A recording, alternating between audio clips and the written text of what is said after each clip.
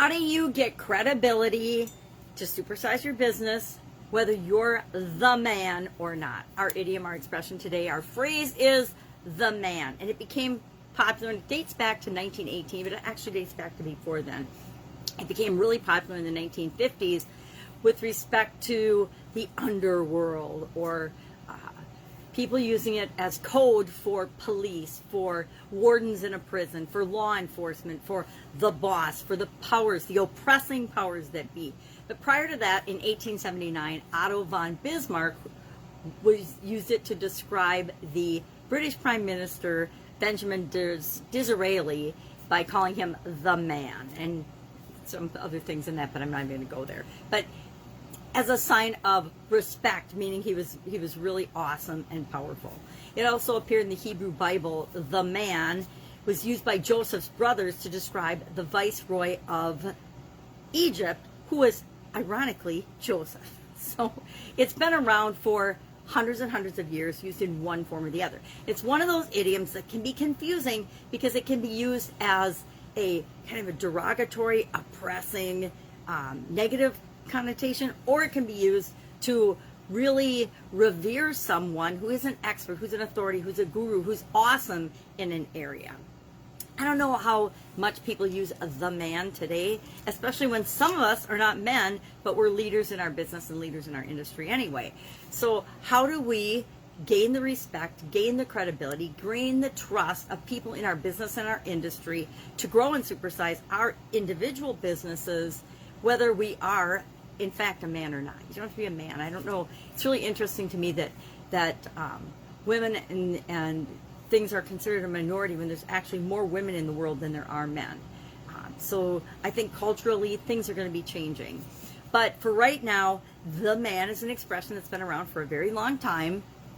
But I think the man can refer to men, women, children. Sometimes children are great leaders and they are an authority or an expert or a guru. And maybe there's better words to use to describe someone who is a leader in their field, a leader in their industry.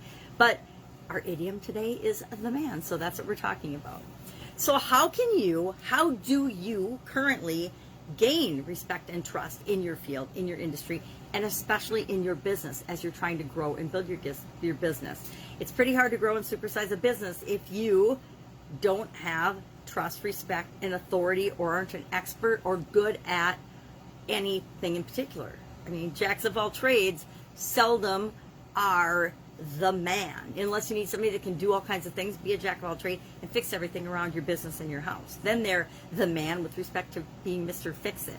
So, or Ms. Fix-It, or whatever other way you identify Fix-It. I want to make sure I'm clear on that.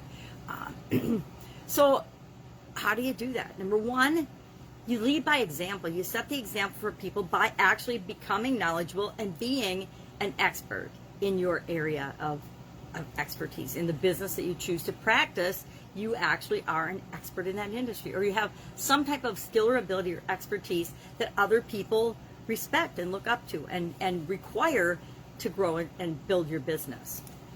Number two, you actually are an expert. You are somebody to look up to. And if you're not, anybody can learn how to do anything. So you just start to acquire knowledge and practice and use that knowledge and become an expert. It doesn't really take that long to become an expert at at certain things, because if you get focused and actually have a goal and an objective and want to become an expert on something, if you want to be curious about it, you can pretty quickly gain the information and knowledge, especially in this day and age of the internet and information. It's at our fingertips, literally. We're holding our phones. It's at our fingertips. It's within, a 12-inch grasp of us. So get that expertise, get that knowledge. Be the example. Consistently apply the area of expertise that you want to gain more respect in. Volunteer to give speeches on it. Guess what? If you want to be an expert, just write a book on something, talk about it, do a TED Talk on it, and you are automatically an expert because other people see you talking and sharing and providing information on that particular topic. And if you have experiential things to share and case studies and things, that is all the more powerful. And then lead by example. Be the example of applying that in your field.